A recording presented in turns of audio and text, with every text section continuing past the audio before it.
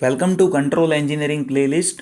Here in this session, I'll be explaining steady state error with unit parabolic input. So in this session, I'll be explaining steady state error with unit parabolic input. Now basically, I have already explained you steady state error calculation. Steady state error, that is limit s tends to 0 s of E of s, where E of s is R of s divided by 1 plus G of s h of s. So R of s is input signal, G of s is open loop transfer function gain, and h of s is feedback gain. So here I'll be explaining calculation of steady state error with input is unit parabolic input. So for input is unit parabolic input,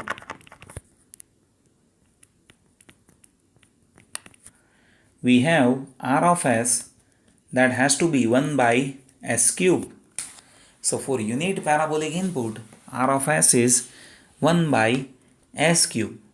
So if we place that into steady state error formula, we'll be having steady state error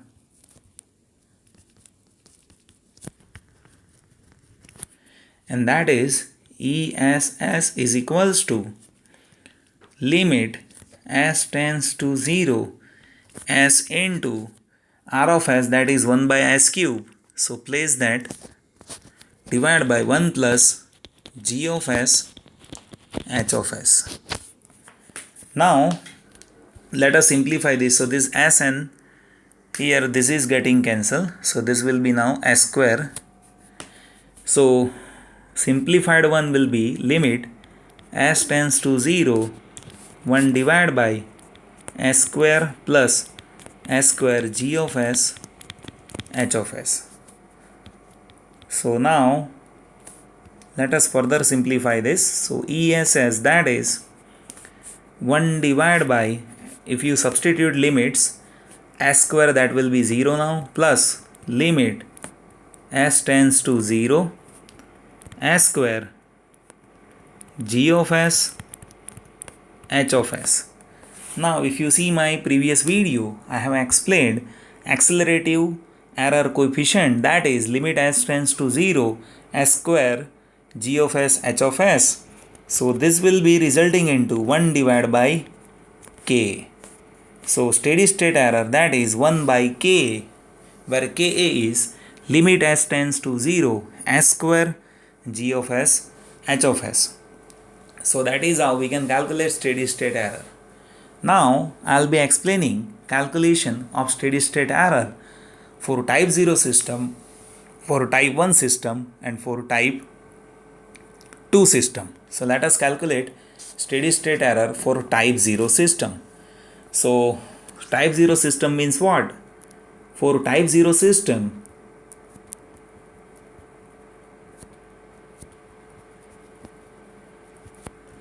number of poles at origin, that is 0. So if you see its transfer function, it will looks like G of s h of s is equals to k into s plus z1 s plus z2, likewise it will be there, divided by s plus p1 s plus p2, likewise it will be there. Now where you will be finding number of poles at origin, that is 0. So let us calculate accelerative error coefficient first. So acceleration error coefficient k, that is limit s tends to 0 s square into G of s h of s, and G of s h of s for type 0 system, that is k into s plus z1 s plus z2, likewise it will be there, divided by s plus p1 s plus p2, likewise it will be there. And if you place these limits inside, you will be finding s square is multiplied with this, so s is 0, so ka that is 0. So Ka is 0 means steady state error, that is 1 by Ka. So 1 by 0 means steady state error, that is 1 by 0 means infinite.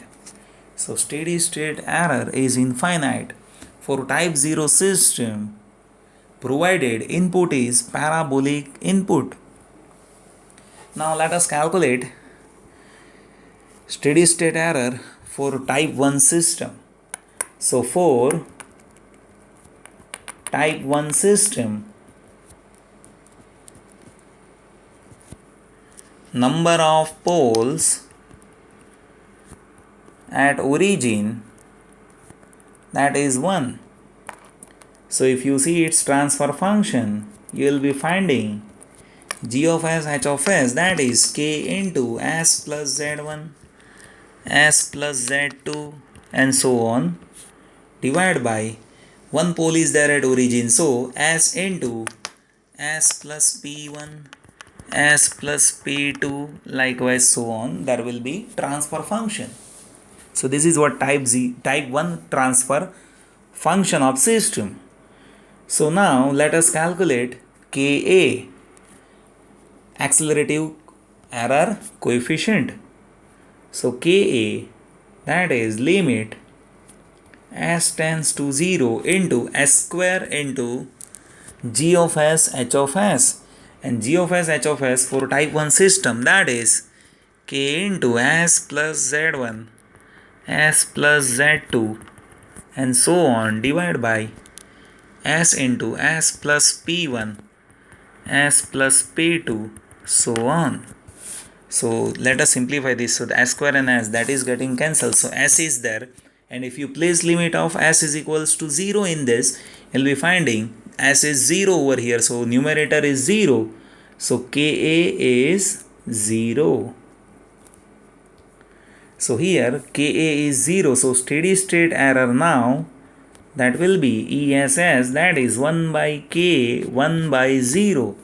It means steady state error is infinite. So steady state error is infinite here. For type 1 system with input, you need parabolic input. Now let us calculate steady state error for type 2 system. So for type 2 system,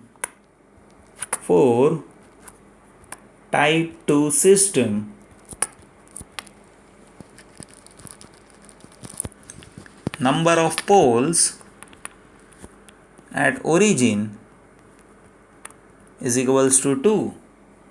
So if number of poles at origin is 2, its transfer function g of s h of s, that has to be k into s plus z1, s plus z2 and so on, divided by 2 poles are there at origin, so s square into s plus p1, s plus p2 and so on. So we'll be having now accelerative error coefficient by placing this g of s h of s in that formula. So accelerative error coefficient, that is limit s tends to 0 s square into g of s h of s, and g of s h of s, that is k into s plus z1, s plus z2 and so on, divided by s square into s plus p1, s plus p2 and so on. So ultimately this s square and s square is getting cancelled. So if you substitute limit s tends to 0, you will be finding k into z1, z2 and so on, divided by this will be p1, p2 and so on. So it is somewhat constant. So we can say steady state error, that is 1 by Ka, and that is 1 by constant. So it will be somewhat constant. So steady state error, that will be somewhat constant provided input is unit ramp input with type 2 system.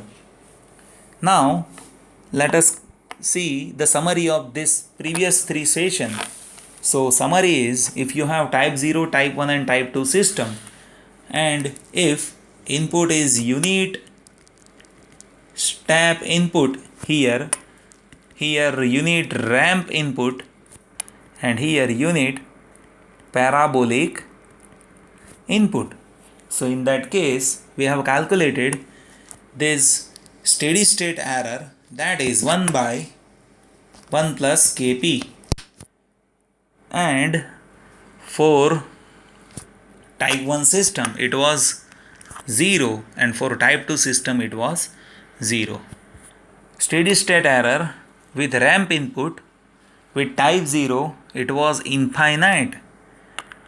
For type 1 system it was 1 by kV, somewhat constant, and for type 2 system it was 0.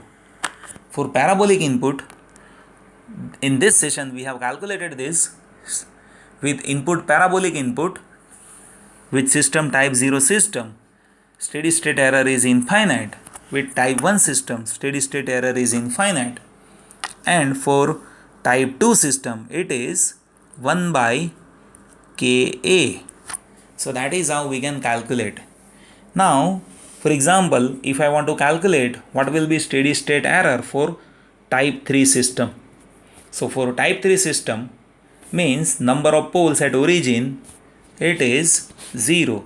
With input unit step it has to be 0, for unit ramp it has to be 0, and for unit parabolic it has to be 0. Why? The reason is, if you see this diagonal, so here you will be finding somewhat constant is there, this lower triangle that is having 0 and this upper triangle that is having infinite.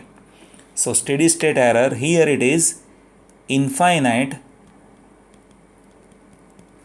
So in this direction it has to be infinite, and in this direction it has to be 0. So that is how we calculate steady state error. This formula is very much important. One should remember this formula of Ka, Kv and Kp, and steady state error that we can identify based on Ka, Kv and Kp. And even that is very important for gate point of view. So there could be some direct question based on this topic. So one should be able to solve out those. Thank you so much for watching this video. You can suggest me those videos which is required to complete control engineering. I'll definitely try to help you out by placing videos here. Thank you so much for watching this video.